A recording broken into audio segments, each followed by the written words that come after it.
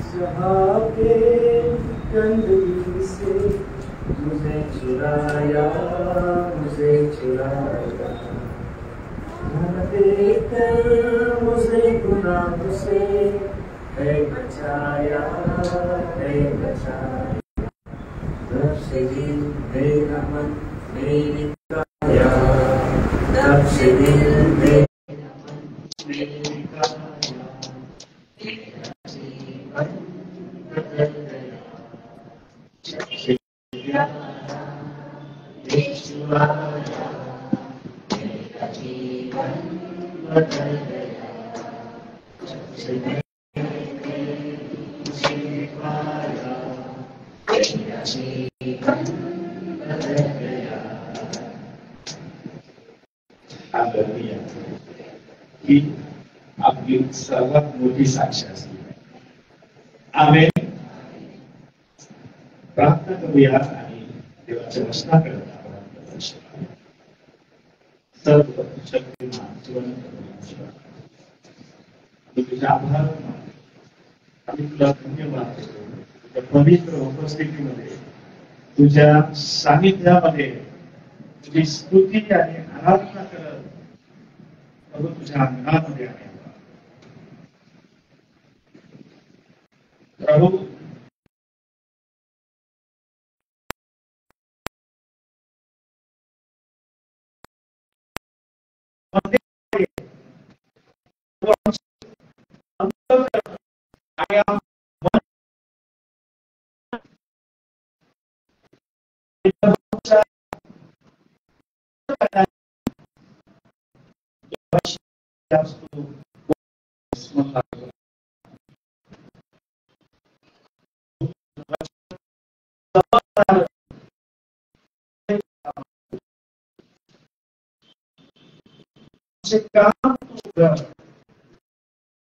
काम तू आज दे.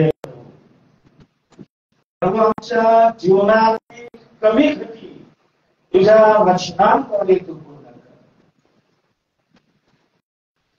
आणि जी काय अडचण आमच्या जीवनामध्ये असते, नाजूक येशूच्या नावाने दूर कर. सर्वजण तुझ्या पवित्र आणि सामर्थ्यशाली धन्यवाद असे येशू ख्रिस्ताच्या पवित्र नावाने. आमेन. आजचा आपला विषय आहे पापासोबत आपण कसं वागावं. How to deal with sin. आपल्यामध्ये असा कोणी व्यक्ती आहे का जो खात्रीपूर्वक सांगू शकतो की मी पाप करत नाही? असा कोणी आहे का? आपण आपल्या प्रत्येकाच्या जीवनामध्ये थोड्या प्रमाणात का होईना आपण काया वाचा मने आपण चुकत असतो. देवाला न आवडणाऱ्या गोष्टी नकळतपणे आपण करत असतो. ते आपल्याला कळत देखील नाही. परंतु प्रियांनो, देवाने त्या पापावर जय मिळवण्याची शक्ती आपल्याला दिलेली आहे. देवाची इच्छा आहे जर आपण त्याची लेक राहतो तर आपण आपल्या जीवनात येणाऱ्या मोहावर, परीक्षेवर आणि सर्व प्रकारच्या नाटकावर आपण जय मिळवला पाहिजे. हालेलुया. बऱ्याच वेळेस असं काही नाही की जगातले लोकच पाप करतात आणि आपण पाप करतो. असा देवाची निवडलेली लोक देखील पाप करतात, मोहाला बळी पडतात. परंतु पाप केल्यानंतर किंवा पापात पडल्यानंतर आपण काय केलं पाहिजे हे फार महत्वाचं आहे. हालेलुया. पवित्र शास्त्रात अनेक अशी उदाहरणं आहेत की जे देवाची निवडलेले लोक होते, ज्यांना देवाने बोलवलेलं होतं, ज्यांना देवाने अभिषिक्त केलेलं होतं, ते लोक सुद्धा मोहाला बळी पडले. ते सुद्धा पापाला बळी पडले. पवित्र शास्त्रामध्ये आपण पाहतो की देवाचा महान सेवक ज्याच्याविषयी देवाने असं म्हटलेलं आहे, the man after God's own heart, माझ्या मनासारखा राजा, असं देवाने दाविदाविषयी बोललेलं आहे. दाविदाविषयी काय म्हणतो देव? हा माझ्या मनासारखा राजा आहे, अभिषिक्त राजा, अनॉइंटेड वन, देवाने निवडलेला राजा. परंतु हा राजा आपण पाहतो की तो देखील मोहाला बळी पडला. पवित्र शास्त्रामध्ये आपण पाहतो पहिले शमूएल त्याच्या 13व्या अध्यायामध्ये आपण शाऊलाविषयी देखील पाहतो.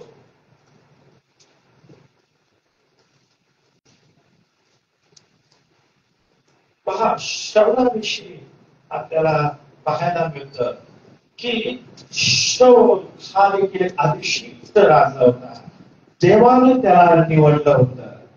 आणि परंतु याने देखील देवाची आज्ञा मोडलेली आहे. आणि या शाऊलाने काय केलेलं आहे? होममध्ये व शांतपणा त्याने स्वतः परमेश्वराला होम केला. तो संदेश त्यासाठी थांबला नाही, तो त्याने संदेष्टा बनण्याचा प्रयत्न केला आणि परमेश्वराच्या आज्ञेचं उल्लंघन त्याने केलं.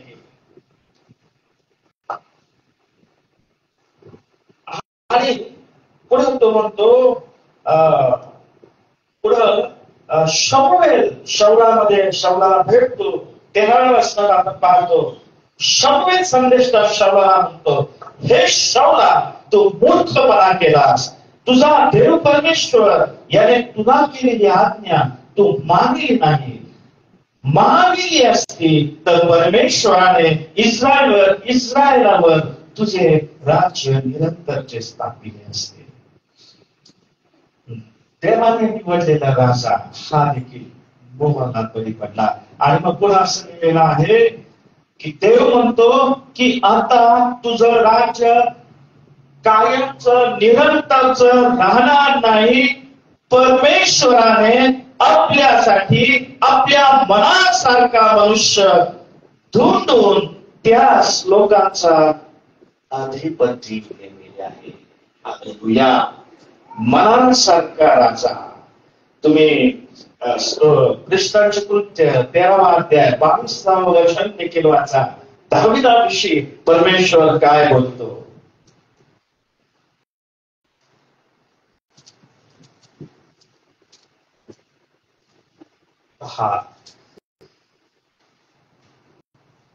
नंतर त्याने त्याला दूर करून त्यांचा लाजवण्यासाठी दाविदास उभे केले आणि त्याच विषयी प्रतिज्ञेने म्हटले की माझ्या मनासारखा इशायाचा पुत्र दावीद मला मिळाला आहे. तो माझ्या सर्व इच्छा सिद्धीस नेईल. हालेलुया. पहा, हा देवाच्या मनासारखा राजा. पण आपण पाहतो की हा राजा देखील मोहाला बळी पडलेला आहे, पापामध्ये पडलेला आहे.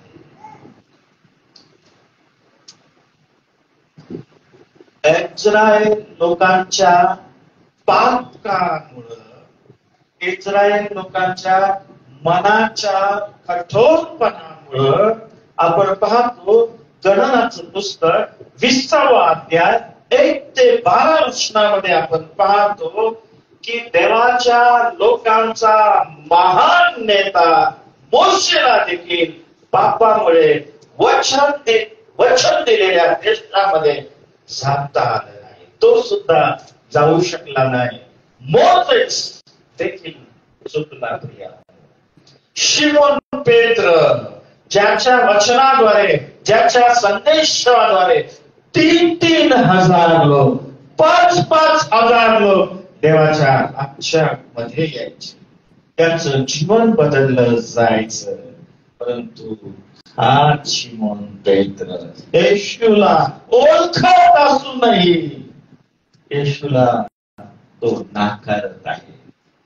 तो धाडसाने बोलत आहे, मी याला कधीच पाहिलं नाही, माझी आणि याची कधीही ओळख नव्हती. देवाचे लोकही पापामध्ये पडू शकतात. देवाचे लोक हे प्रार्थना करतात, देवाची सेवा करतात, देवाची उपासना करतात, देवाच्या मंदिरात जातात, पण त्यांच्याकडून चुका होतात. आणि ज्यावेळेस आपण चुकतो, ज्यावेळेस आपण देवाची आज्ञा मोडतो, ज्यावेळेस आपण देवाला न आवडणारे एखादं कृत्य करतो, त्यावेळेस आपण काय करतो?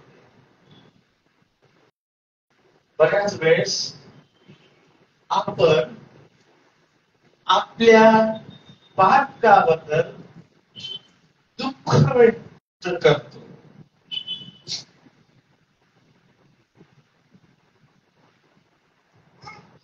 आपण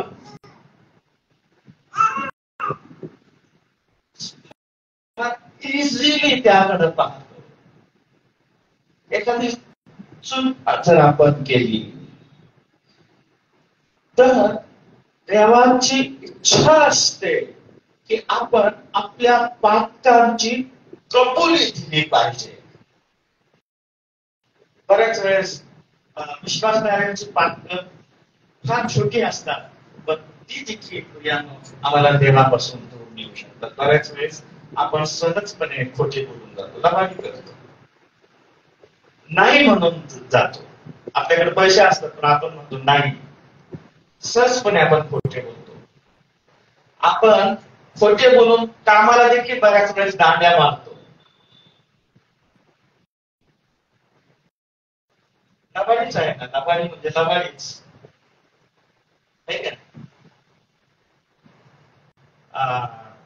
हा गेला, तो गेला. बऱ्याच वेळेस लबाडी करून, खोटे बोलून आपण कामाला दांडी मारतो. बऱ्याच वेळेस आपण खोटी आश्वासनं देतो, मी हे करत, मी ते करत. खोटी आश्वासनं आपण देतो. बऱ्याच वेळेस खोटे बोलून आपण लोकांकडून पैसे पण काढतो. अशा छोट्या छोट्या गोष्टी आपण करत असतो आणि त्या आपल्याला करत. आणि ज्या वेळेस आपण पाप करतो, चुकतो, त्यावेळेस आपल्याला पश्चाताप करण्याची गरज आहे. आपल्याला आत्मपरीक्षण करण्याची गरज असते. परंतु आपण आत्मपरीक्षण न करता आपण काय करतो? आपण त्याकडे दुर्लक्ष करतो. बऱ्याच वेळेस इन्कम टॅक्स वाचवण्यासाठी देखील आपलं खरं उत्पन्न आपण लपवतो. That is also sin. बऱ्याच वेळेस आपलं उत्पन्न लपवून आपल्या मनासारखा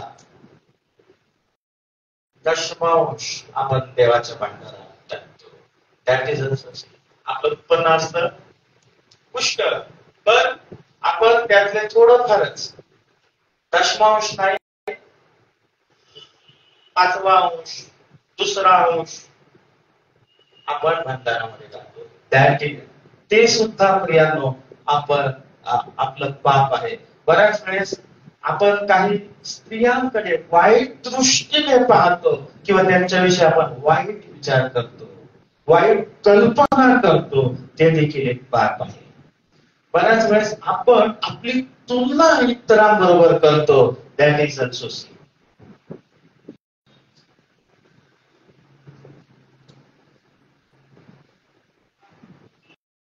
हे जे पाप आहे ना, दिसायला छोट दिसत, हार्मलेस वाटत. आपल्याला वाटतं यांनी काही फार मोठं नुकसान आपल्याला होणार नाही, परंतु छोटी छोटी पातच आपल्याला मोठ्या मोठ्या मोहामध्ये आणू शकतात.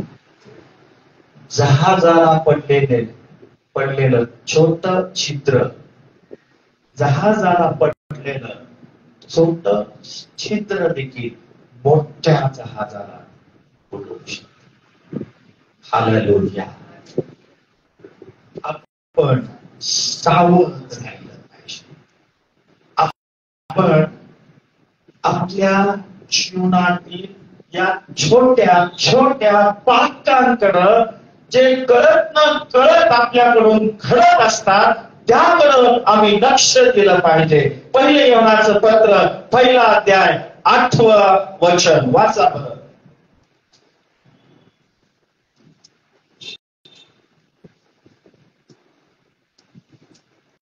8 आणि 9 वचन वाचा.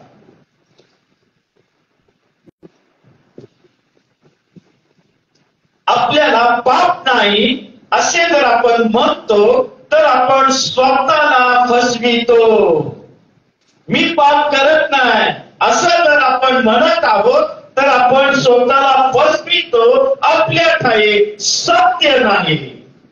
पण बायबल आम्हाला सांगतं मग आपलं पाप कोणतंही असू द्या, कितीही वाईट असू द्या, कितीही घाणेरडं असू द्या, लाखेसारखं लाल असू द्या, जर आपण स्वतःची पापे पदरी घेतली तर तो विश्वासू व न्यायी आहे. तो आपल्या पापांची क्षमा करेल व आपल्याला सर्व धर्मापासून शुद्ध करेल. होय, आम्ही पापासाठी केवळ दुःख व्यक्त करू नये तर कबूल आपण पश्चाताप करणं देखील आवश्यक आहे. बऱ्याच वेळेस आपण करतो पाप आणि आपण दुसऱ्यांना दोष देतो. बऱ्याच वेळेस अशा ठिकाणी आपण काम करत असतो की ज्या ठिकाणी आपल्याला चुकीच्या गोष्टी कराव्या लागतात आणि मग आपण म्हणतो की माझा टेबलच तसा आहे आणि मला त्या गोष्टी त्या ठिकाणी कराव्याच लागतात.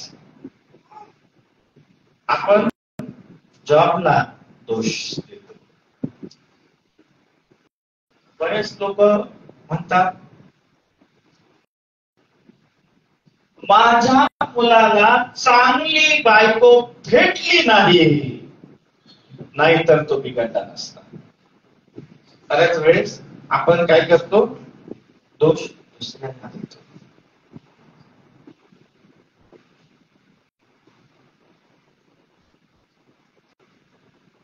आणि हेच कारण घडलं येथे बागेमध्ये. मत्तयाचं उत्पत्तीचं पुस्तक 3 अध्याय 11 ते 13 वचन वाचा. काय घडलं त्या ठिकाणी? ज्या वेळेस त्यांनी देवाची आज्ञा मोडली, ज्या वेळेस देवाने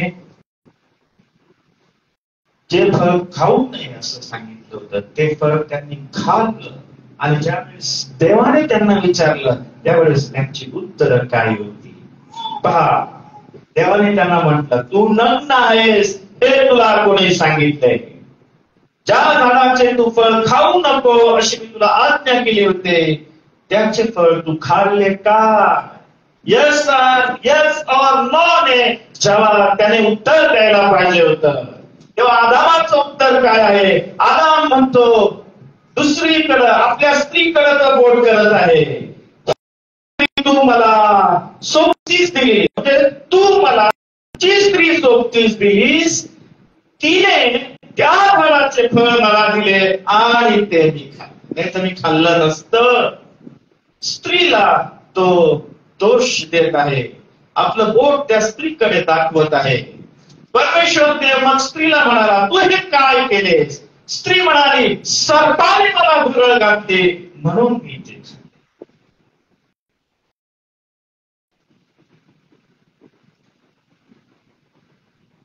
हे दुसऱ्याकडं बोट दाखवण्याचा जो प्रकार आहे प्रियानो, तो आम्ही बंद केला पाहिजे.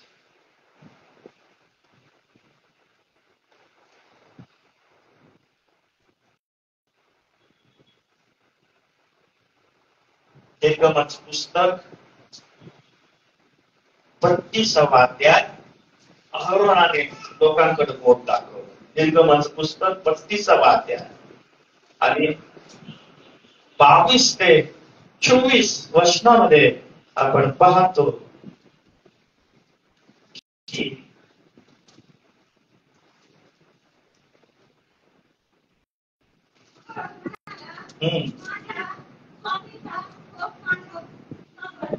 हा हा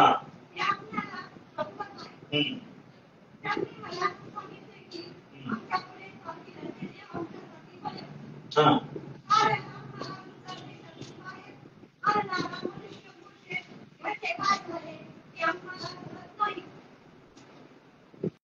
24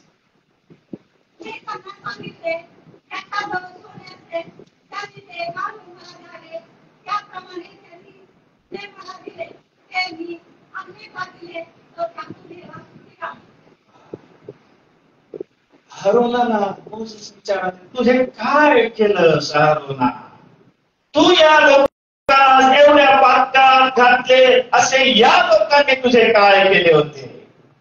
अहरोन म्हणाला, माझ्या स्वामीचा कोप मजवर न व्हावा, माझ्यावर माझ्या स्वामीचा कोप माझ्यावर न व्हावा.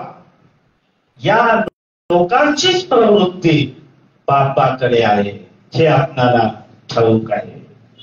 त्यांनी मला सांगितले की आमच्या पुढे चालतील असे देव आम्हासाठी बने.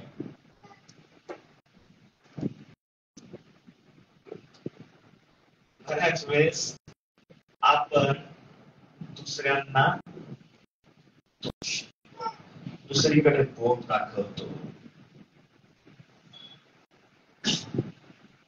परंतु प्रियांनो, दुसऱ्याकडे बोट दाखवल्यावर आम्ही हे लक्षात ठेवलं पाहिजे, 3 बोटे माझ्याकडे आहेत. हालेलुया. 3 बोटे माझ्याकडे देखील 3 बोटे आहेत.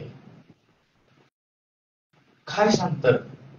आपण बऱ्याच वेळेस तो असा आहे बरं का, ती अशी आहे, ती असं करते, बोट आम्ही दुसऱ्यांना दाखवतो. दुसऱ्यांना बोट दाखवण्या अगोदर लक्षात ठेवा, 3 बोट तुमच्याकडे देखील आहे. मत्तयाचं शुभवर्तमान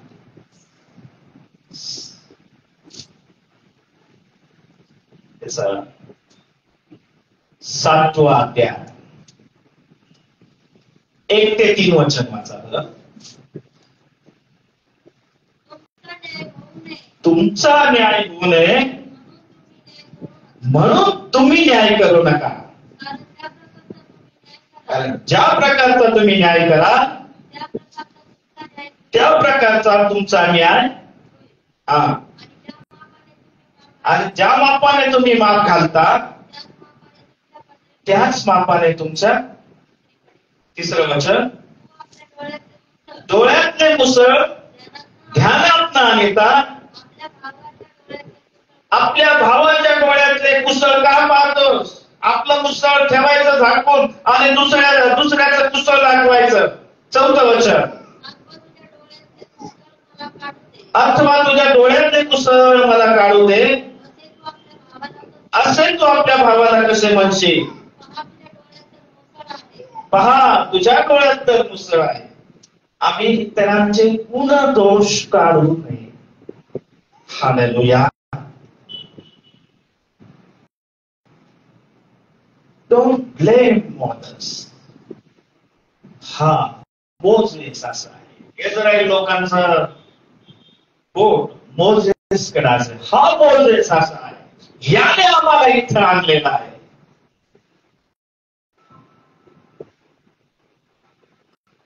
इस्रायल लोकांनी मूर्ती पूजा केली.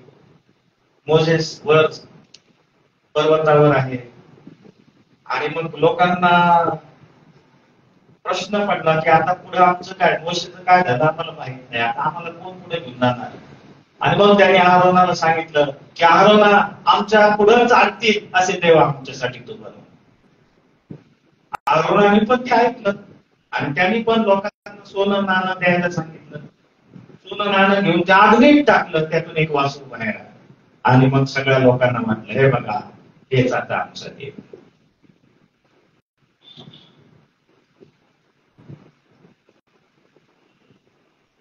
ही जी सवय आहे ही आम्ही काढून टाकली पाहिजे. दुसऱ्याला बोट दाखवण्यापेक्षा एकमेकांसाठी आम्ही प्रार्थना केली पाहिजे. हालेलुया. एकमेकांचं ओझ आम्ही वाहिलं पाहिजे. एकमेकांना प्रार्थनेत आम्ही उचलून धरलं पाहिजे.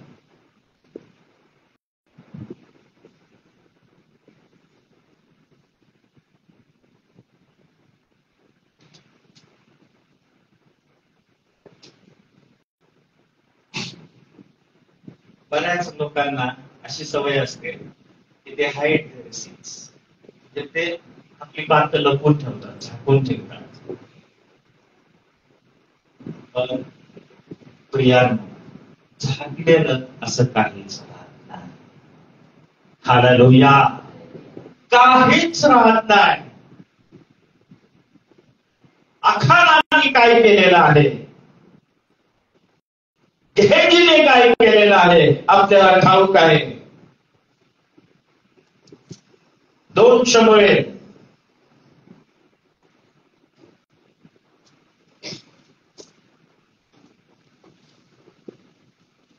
दाविदाने काय केलं आपल्याला ठाऊक आहे. 2 शमूएल 11वा अध्याय.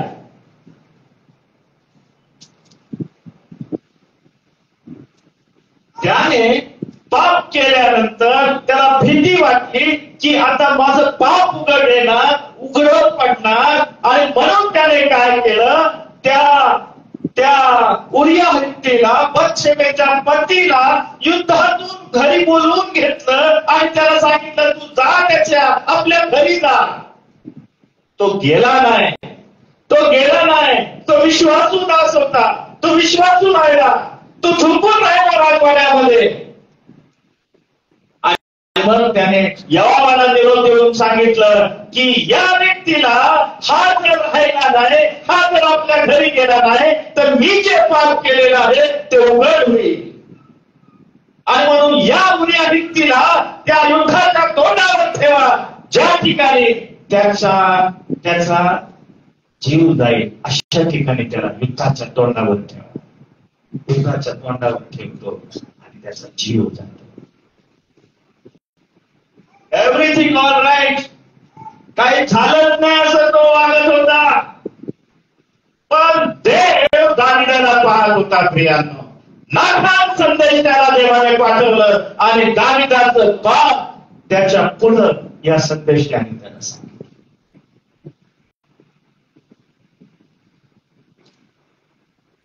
पाप झाकू नये, कबूल करून आम्ही ते सोडून द्यावं. दाविदाचं पाप बघा, दाविदाने जे पाप केलं त्याच्यानंतर स्तोत्र 32 3 आणि 4 मध्ये त्याचा पापाचा परिणाम बघा. स्तोत्र 32 3 आणि 4 हा पापाचा परिणाम आहे, त्याच्या जीवनावर झालेला परिणाम.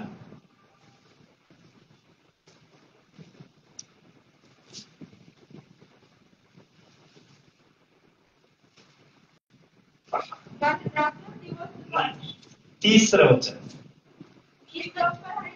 मी गप्प राहिलो होतो तेव्हा सतत कन्यामुळे करत आहे तो.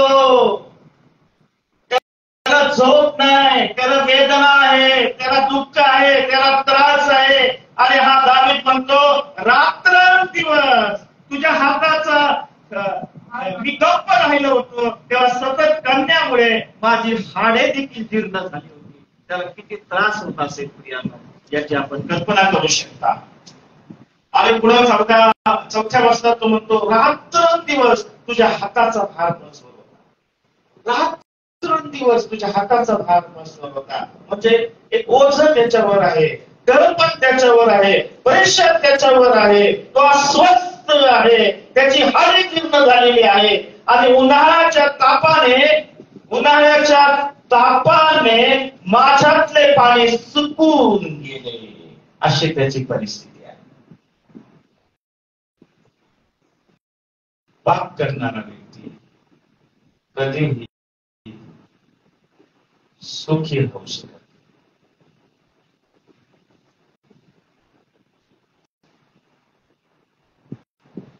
त्याला झोप येत नाही,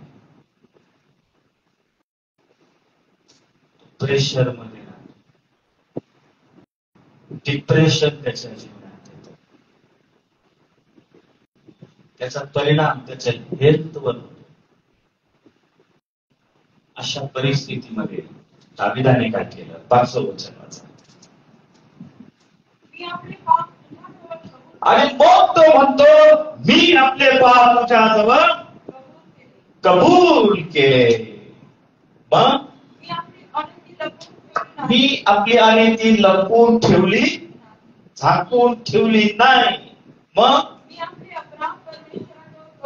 मी आपले अपराध परमेश्वराजवळ कबूल करीन असे मी म्हणालो. आमेन, हालेलुया. दाविदासारखं आम्ही देखील आपली पाप कबूल केली पाहिजे, क्षमा मागितली पाहिजे. नीतिसूत्र 28 13 वचनाचं. नीतिसूत्र 28 आणि 13 वचन. जो आपले दोष झाकितो त्याचे बरे होत, जो झाकून ठेवतो, लपवून ठेवतो, त्याचं बरं होत नाही. मग जो ते कबूल करून सोडून देतो, हालेलुया. देवाची ही अपेक्षा आहे आपल्याकडे. आपली हाडं शुष्क व्हावी, आपल्याला शिक्षा मिळावी, पापाचे परिणाम आपण भोगावे, अशी देवाची इच्छा आहे. आमेन.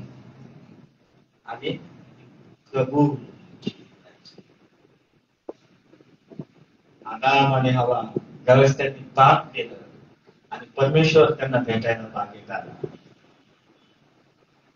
आदाम आणि हवा यांना कळलं की आपण नग्न आहोत आणि आता परमेश्वर या बागेत आम्हाला भेटायला आलेला आहे. आणि ज्यावेळेस त्यांना कळलं त्यावेळेस झाडाच्या पाठीमागं, झाडाच्या आड जाऊन ते लपली, झाकण्याचा प्रयत्न केला, लपण्याचा प्रयत्न केला. प्रियानो, बायबल मध्ये देव आम्हाला सांगतो की देव आपलं जीवनातील प्रत्येक गोष्ट जाणतो. आपलं उठणं, आपलं बसणं, आपलं निसणं आणि आपलं एकंदर वर्तनक्रम देवाला ठाऊक आहे. आपले विचार कसे आहेत, आपला स्वभाव कसा आहे, आपल्या मनात काय विचार चालतात, देवाला ठाऊक आहे.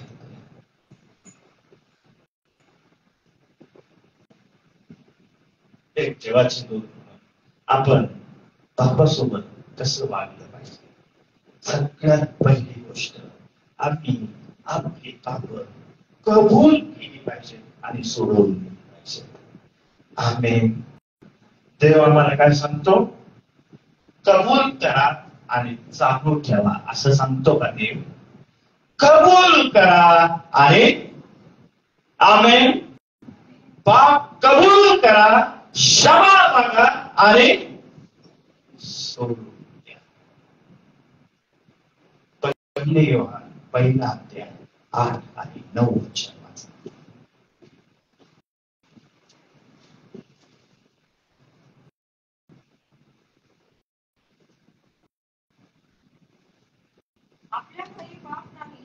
आपल्या ठाई पाप नाही असे जर आपण म्हणत असतो, आपण स्वतःला फसवितो. म्हणजे पाप करून आपण म्हणतो पाप, तर आपण स्वतःला फसवितो. पुढे वाचा. आपल्या घरी सत्य नाही. जर आपण आपली पापे पदरी घेतली, जर आपण आपली पापे पदरी घेतली, तर तो विश्वसनीय व न्यायी आहे. काय करायची गरज आहे आम्हाला? काय करायची गरज आहे? आपली पाप पदरी घेण्याची गरज आहे. आपले पाप कबूल करण्याची आम्हाला गरज आहे.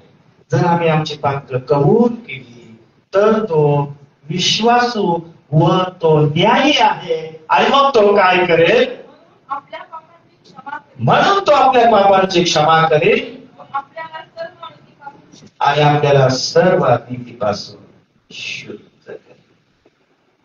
आमची पाप आम्ही कबूल करून सोडून दिली पाहिजे. हालेलुया. देव आम्हाला सोडून द्यायला सांगतो. स्तोत्र 51-7 वचनात सांगितल्याप्रमाणे आपल्या भाग्याचा दाविदासारखा आम्ही पश्चाताप केला पाहिजे. स्तोत्रकर्ता म्हणतो, तू आपल्या विपुल करुणेस अनुसरून माझे अपराध पुसून टाक, माझे पाप दूर करून मला स्वच्छ कर. तुमचा मोबाईल, तुमचा लॅपटॉप ज्यावेळेस त्याच्यामध्ये व्हायरस जातो, त्यावेळेस आपल्याला काय करावं लागतं? आपल्याला फॉर्मॅट मारावा लागतो, पूर्णपणे फॉर्मॅट करावा लागतो, क्लीन करावा लागतो. मग तो मोबाईल असो किंवा कॉम्प्युटर असो पूर्ववत चालू होतो. आपलं जीवन देखील प्रियानो देवाच्या उपस्थितीमध्ये, देवाच्या सानिध्यामध्ये आम्हाला देखील फॉर्मॅट करणं आवश्यक आहे. हालेलुया. बऱ्याच वेळेस आपण आता एखादं मोह आहे, एखादं पाप आहे, त्या पापाला आपण जा रे बाबा जाय जा म्हटल्याने जाणार आहे का?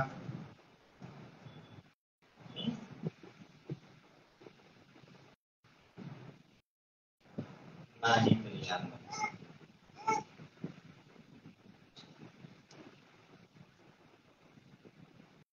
पापापासून जर आपल्याला दूर राहायचं आहे तर त्या पापाचा, त्या पापाचा, त्या वाईटाचा, वाईट सवयीचा, वाईट गोष्टीचा आपल्याला तिरस्कार करावा लागणार. हालेलुया. जोपर्यंत एखाद्या व्यक्तीचा आपण तिरस्कार करत नाही, तोपर्यंत त्या व्यक्तीपासून आपण स्वतःला दूर ठेवू शकत नाही.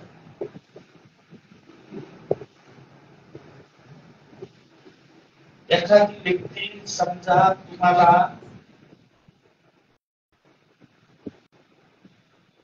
आवडत नाही, तुम्ही एखाद्या व्यक्तीचा खूप तिरस्कार करताय आणि ती व्यक्ती जर तुमच्या समोरून येत असेल, तुम्ही काय करता? लगेच तुमची वाट बदलता, दुसरीकडून जाता.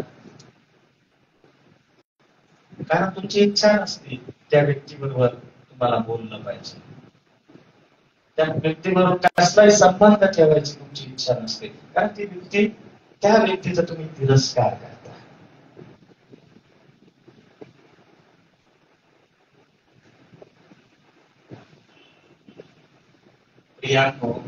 जोपर्यंत देवाचे लोक पापाचा द्वेष करत नाही, तिरस्कार करत नाही, तोपर्यंत ते पाप तुमच्या जीवनातून दूर होणार.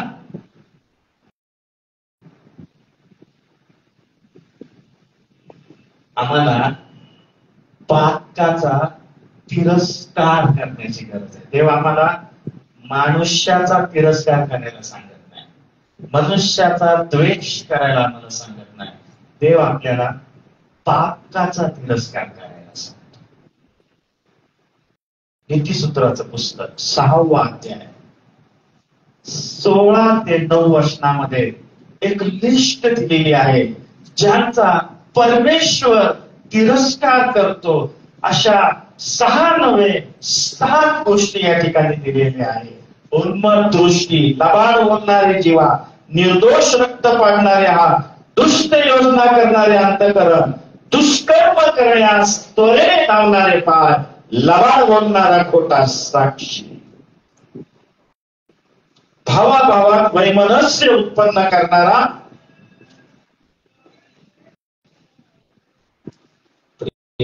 ज्या व्यक्तीचा परमेश्वर तिरस्कार करतो त्या गोष्टीचा तिरस्कार आम्हाला देखील केला पाहिजे. आमेन. परमेश्वर त्याचा द्वेष करतोय, आम्ही त्यांच्यावर प्रेम करतो. हे पटतं का तुम्हाला?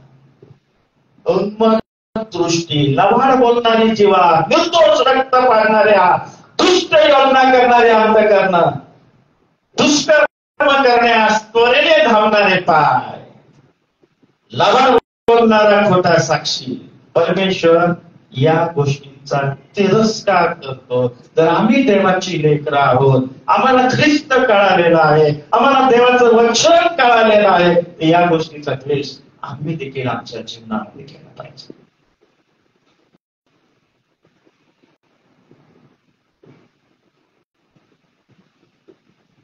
परमेश्वराचं भय धरणं म्हणजे काय हो? परमेश्वराचं भय धरणं म्हणजे दुष्कर्माचा दुष्कर्म कोणतं? तर गर्व, अभिमान. नीती 8:13 मध्ये गर्व, अभिमान, कुमार्ग, उद्दामपणाची वाणी, या सगळ्या गोष्टीचा आम्ही द्वेष केला.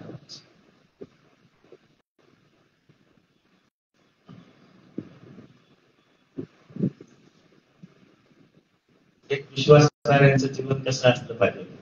रोम 12:9 वाचा.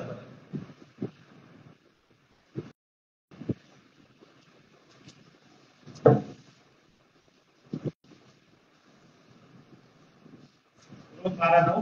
प्रीतीमध्ये डोक नसावे, वाईटाचा भीक माना, पर्यायाला सुटून टाका. काय सांगतो देव? प्रीतीमध्ये डोक नसावे, प्रीतीमध्ये डोक नसावे, हो, नसावे. असं खोटं खोटं प्रेम करू नका. प्रीतीमध्ये डोक नसावे, पुढं वाईटाचा भीक माना, वाईटाचा भीक माना. पीठ माना. जर त्या वाईटापासून तुम्हाला स्वतःला दूर ठेवायचं तर त्याचा तिरस्कारच आम्हाला करावा लागेल.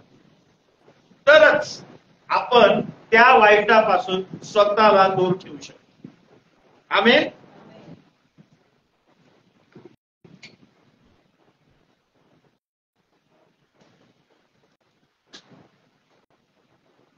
तुम्ही वाईटाच्या जवळ जाता, काही नाही, काही नाही, काही नाही. काही लोकांना फार सवय असते, काही नाही, माझ्यावर परिणाम होतो, काही नाही होत म्हणता म्हणता सगळं काय होतंय त्यांना, आणि त्यांनाच कळत नाही की मला काय झालंय.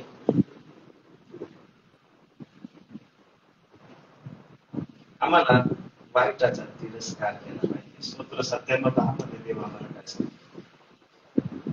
परमेश्वर प्रीती करणाऱ्या लोकांना देव काय सांगतो? स्तोत्र 97:10, अहो परमेश्वरावर प्रीती करणाऱ्यांनो, वाईटाचा माझ्या मागे बोला, अहो परमेश्वरावर प्रीती करणाऱ्यांनो, वाईटाचा द्वेष करा. देव आम्हाला वाईटाचा द्वेष करायला सांगतो, वाईट व्यक्तीचा द्वेष करायला सांगतो. आमेन. देव आम्हाला पापाचा द्वेष करायला सांगतो, पाप्याचा द्वेष आम्हाला करायला सांगतो. एखादा व्यक्ती चुकणारा आहे, मग तुम्ही लगेच त्याचा द्वेष करावा, त्याला खाली पाडून आम्ही त्याची निंदा करावी, असं देव आम्हाला सांगतो. देव पाप्यावर प्रेम करायला सांगतो आणि पापाचा द्वेष आम्हाला करायला सांगतो, धिक्कार आम्हाला करायला सांगतो.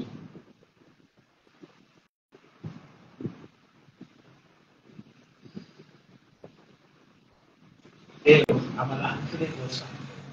तुम्हाला जर मोहावर, पापावर, वाईटावर जय मिळवायचा आहे, तर तुम्हाला त्या पापापासून, त्या वाईटापासून तुम्हाला फार दूर पळून जायचं आहे. Hallelujah, hallelujah. डोंगराला आग लागल्यावर कसं पाळतात आणि म्हणतात डोंगराला आग लागली, काळा काळा. तसं पापाला पाहून आग लागल्यासह आम्ही पळत पाहिजे, दूर पळत पाहिजे. मला काही होत नाही असं म्हणू नका. सगळं होईल. मग फसताल, मग अडकताल, मग गुंतत जाताल आणि मग तुम्हाला बाहेर पडणं अवघड होतं. पापाला वेळ देऊ नका, टाइमपास करू नका, पापाजवळ थांबू नका, पापाकडे पाहत बसू नका. किती छान दिसतंय, छान. पाहत बसू नका,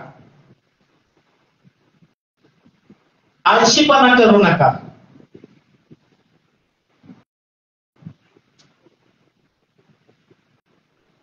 क्षणाचाही विलंब करू नका, नाहीतर पाप तुम्हाला घेऊन टाकेल.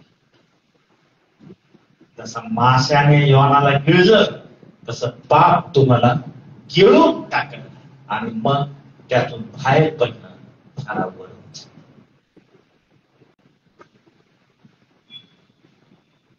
जर मोठं वादळ सुटलेलं आहे, चक्रीवादळ सुटलेलं आहे आणि तुम्ही झाडाखाली उभा आहात आणि आता झाड पडायला आलेलं आहे, वाकलेलं आहे, काय कराल तुम्ही? तुम्ही पाहताय चक्रीवादळ सुटलेलं आहे, हे झाड कधीही पडू शकतं. काय करायला पाहिजे? चक्रीवादळ कसं आहे, ते वादळ कसं आहे हे पाहत बसू नका. किंवा तुम्ही समुद्रात आहात, फार मोठ्या लाटा समुद्रात उसळलेल्या आहेत आणि तुम्ही छोट्या नावेत बसलेला आहात. काय केलं पाहिजे? किती मोठ्या लाटा आहेत, पाहत बसला तर लाट तुम्हाला घेऊन जाईल. बायबल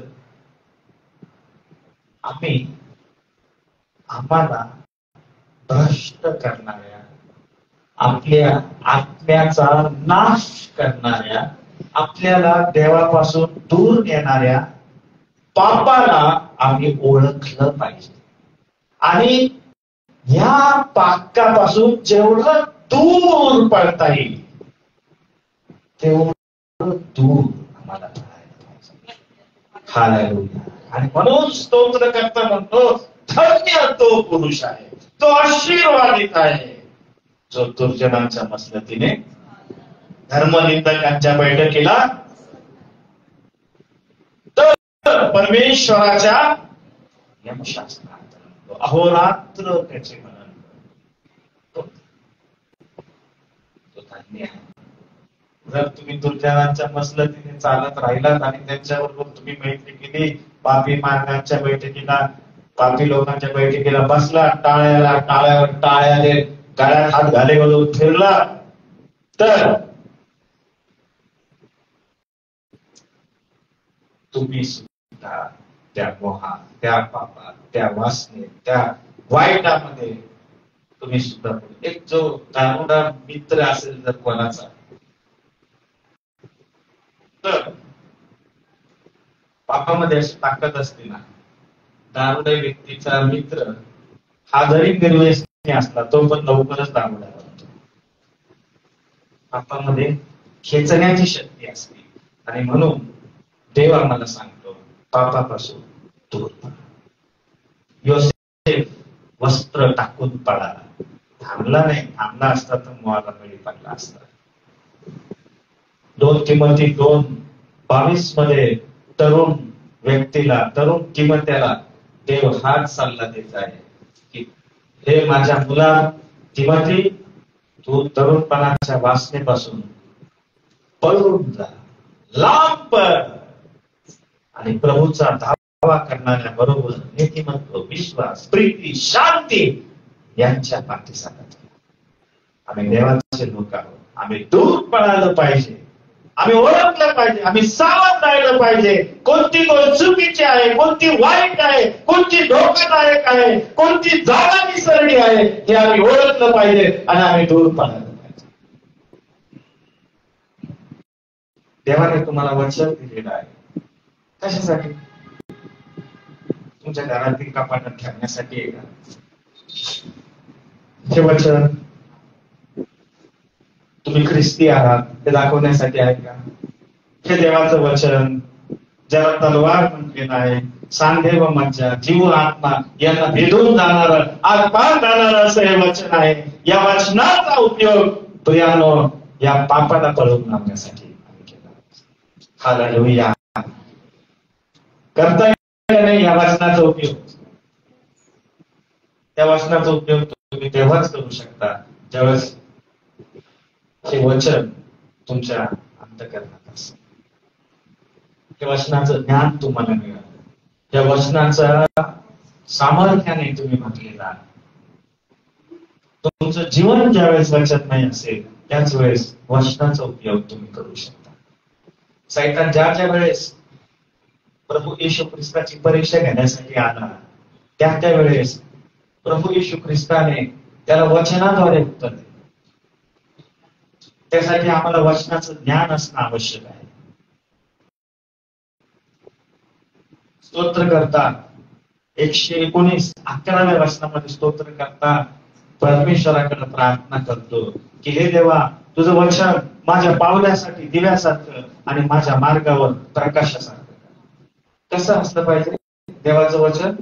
दिव्यासारखं, आमच्या मार्गावर प्रकाश देणारं असलं पाहिजे.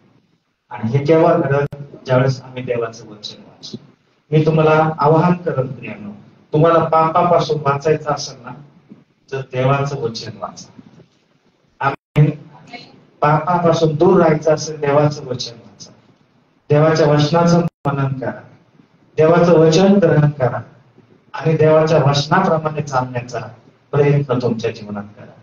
प्रियानो, पापावर, मोहावर, परीक्षेवर जय मिळवण्याची शक्ती देव या वचनाद्वारे तुम्हाला. हालेलुया.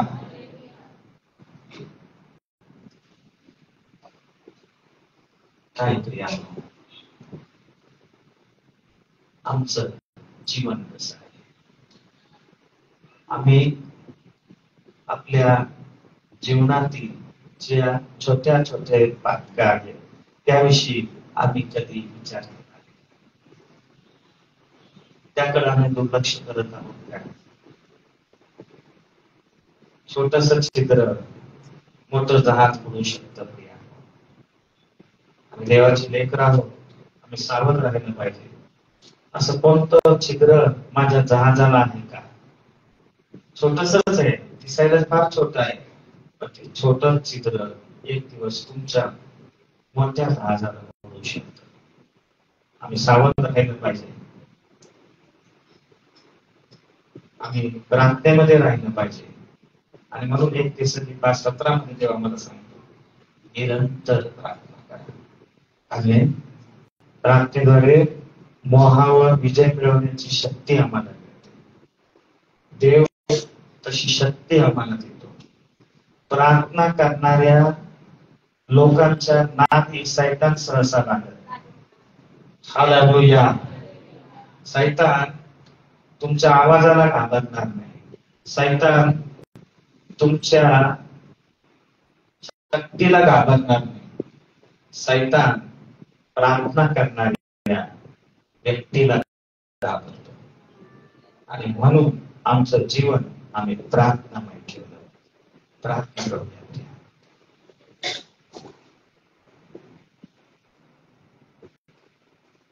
Thank you Holy spirit. प्रभू, आम्ही तुला धन्यवाद देतो. आम्ही तुझे आभार मानतो प्रभू. आज प्रभू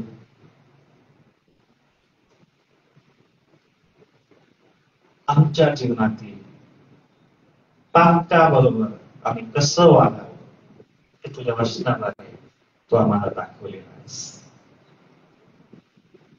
प्रभू, आम्ही पाप करत नाही असं म्हणत नाही, आम्ही चुकतो. काया वाचा मने आम्ही पाप करतो. आम्ही तुझ्या आज्ञेचं उल्लंघन बऱ्याच वेळेस करतो. धाडसाने तुला न आवडणाऱ्या गोष्टी आमच्या जीवनात आम्ही मागतो. प्रभू, आमच्या पातकापासून आमची सुटका कर. आमच्या जीवनातील सर्व पातकावर प्रभू येशूच्या रक्ताचं पांघरून राहा. जर आम्ही आमची पाप पत्री घेतो तर तुझं वचन आम्हाला सांगतं तू विश्वासू आणि न्यायी आहेस. तो आमच्या पापांची क्षमा करशील. आज तोच अनुभव आम्हा सर्वांच्या जीवनात आम्हाला होते. प्रभू, मंडळी कशी असावी?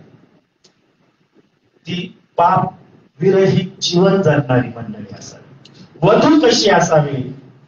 ती शुद्ध असावी, निष्कलंक असावी, ती पवित्र असावी ही तुझी इच्छा आहे. आणि म्हणून प्रभू, तशी मंडळी तू आमची कर. तुला न आवडणाऱ्या गोष्टी आमच्या जीवनातून आम्हाला दाखव आणि एक एक गोष्ट आमच्या जीवनातून काढून टाकण्यासाठी तो आमचं विशेष प्रकार. या ठिकाणी बसलेल्या प्रत्येकाला तुझ्या हातात. आज कोण कोणत्या परिस्थितीमधून जात आहे, कोणाच्या जीवनात काय समस्या आहे, काय प्रश्न आहे, काय टेन्शन आहे, काय दुःख आहे, प्रभू आम्हाला ठाऊक नाही, परंतु तू जाणणारा परमेश्वर आहेस. आम्ही तुझ्याकडे प्रार्थना करतो. आज तुझ्या पवित्र मंदिरात आणि ऑनलाईन तुझं वचन ऐकणाऱ्या प्रत्येकाच्या जीवनासाठी आम्ही प्रार्थना करतो. आज तुला स्पर्श प्रत्येकाला कर. तुझी शांती आज प्रत्येकाच्या हृदयात पाठव. जे दुःखी आहेत, निराश आहे, त्यांचं दुःख आज आनंदात बदल. जे आजारी आहेत त्यांची सुटका कर. आणि प्रभू, आरोग्याचा अनुभव प्रत्येक व्यक्तीला धन्यवाद असेल. प्रभू, आमचं जीवन तुला अर्पण करत येशू ख्रिस्ताच्या पवित्र नावात प्रार्थना विनंती सर नम्रतेने केली आहे, म्हणून तो आहे. आमेन. थँक्यू.